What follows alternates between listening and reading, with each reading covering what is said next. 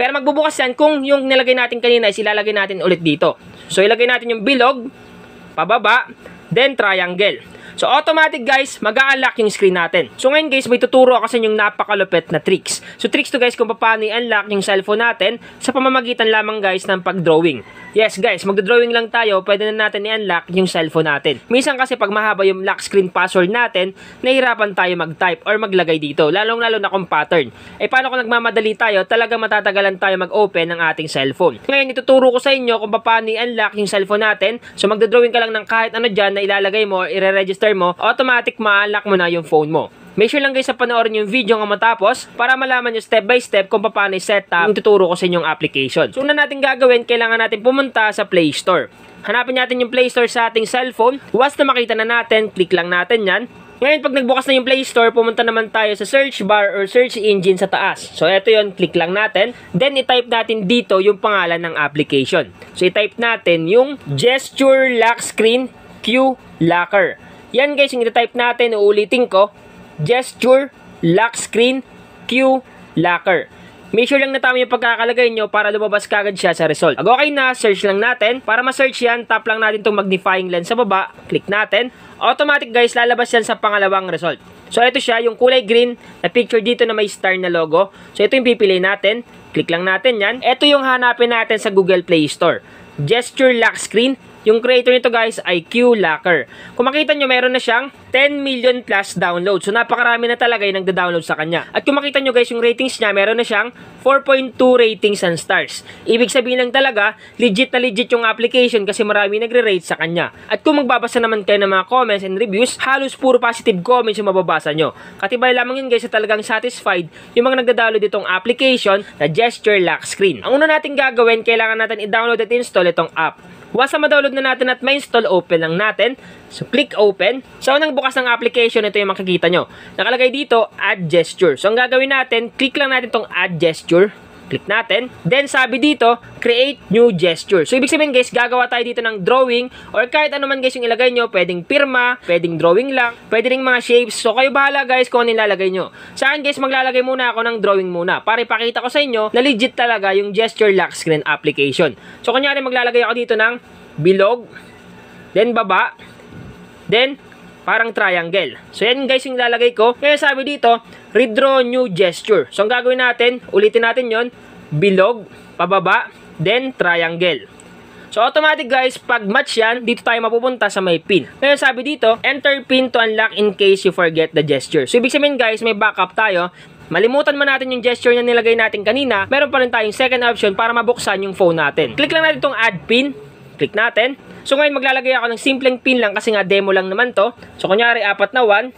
Once na malagay mo na yung 4 na 1, lalabas yung re-enter new pin. So ilagay natin ulit yung 4 na 1. So once na maklik na natin yun, dito tayo mapupunta. Nakalagay dito, display over other apps. So grant. Kailangan natin i-grant. Click lang natin tong grant button dito. Once na maklik na natin, mapupunta tayo sa may display over other apps. So ang gagawin natin dito, hanapin natin yung pangalan ng application. So hanapin natin dito yung Gesture Lock Screen. So eto yun, click lang natin. Once na maklik na natin yan, i-allow natin yung display over other apps. So para ma-allow yan, tap lang natin tong button dito sa katabi. Tap natin. Once na matap mo na at ma-on na, back lang natin siya.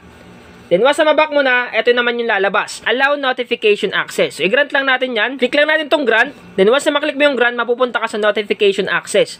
So ang gagawin natin dito, same lang, hanapin natin yung pangalan ng application, which is Gesture Lock Screen. So ito yun, click lang natin. Then i-on lang natin dito yung allow notification access. Tap lang natin tong button.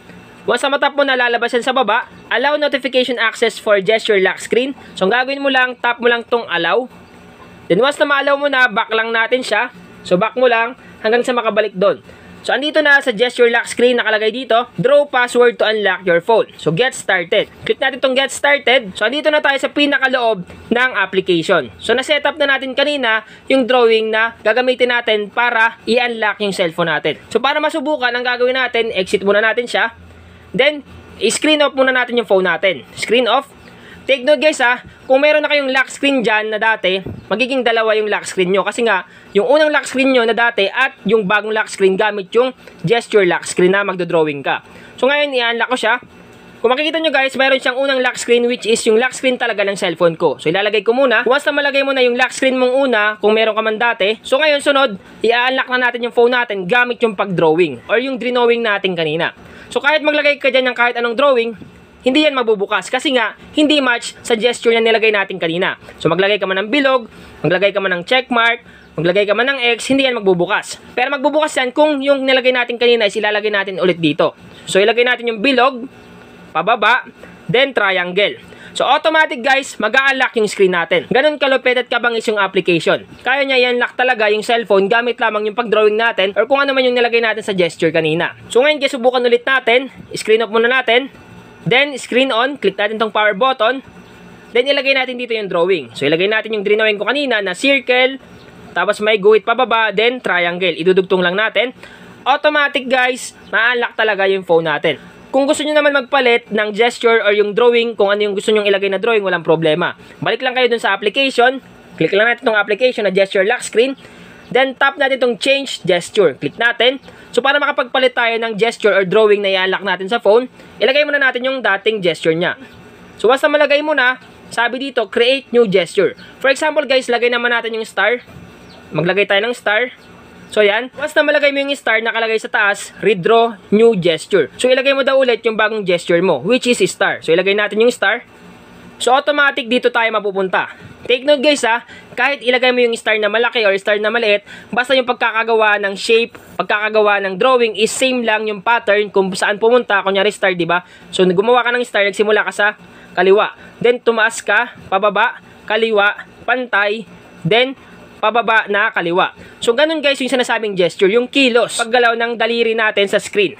So kahit malaki man yan na star or maliit, basta yung paggalaw is same lang, automatic ma-unlock talaga yung phone. So subukan natin guys, exit muna natin, then screen off. Then i-screen on natin ulit, screen on. So ilagay natin dito, star. 'Di ba kanina yung nilagay natin na star is sakto lang. So subukan natin guys, malaking star yung ilalagay natin at ipapakita ko sa inyo na ma-unlock talaga yung phone. Kung makita nyo guys, na-unlock nga talaga yung phone natin gamit yung gesture na star. So screen off ulit natin, then screen on. Subukan naman natin yung maliit na star. Papakita ko sa inyo, maliit na star. So automatic guys, ma-unlock pa rin yan. Kasi nga, same lang yung kilos ng daliri natin sa screen na niregister natin kanina. Ngayon guys, subukan naman natin maliin. Kunyari maglalagay tayo ng star, tapos hindi natin tatapusin. Kunyari ganito lang. Susubukan natin kung ma-unlock nga ba talaga. So kung makita nyo guys, hindi siya nagbukas kasi nga, yung gesture niya is hindi kompleto. So kahit maglagay tayo ng star, tapos idiretso natin, then gumawa pa tayo ng ibang gesture, kunyari pabilog, hindi na yan mag-open. Pero pag nilagay mo yung tamang gesture, tamang kilos ng daliri mo sa screen, automatic guys, ma-unlock talaga yung phone. So ganun lang guys, kasimple gamitin itong application para ma-unlock yung phone natin gamit lamang yung pag-drawing ng mga shapes, star, drawing, or kahit anong gesture na gagawin natin sa screen ng phone. Sana guys, nakatulong tong vlog ko ngayon. Once again naman, Tech PH, thank you and God bless all.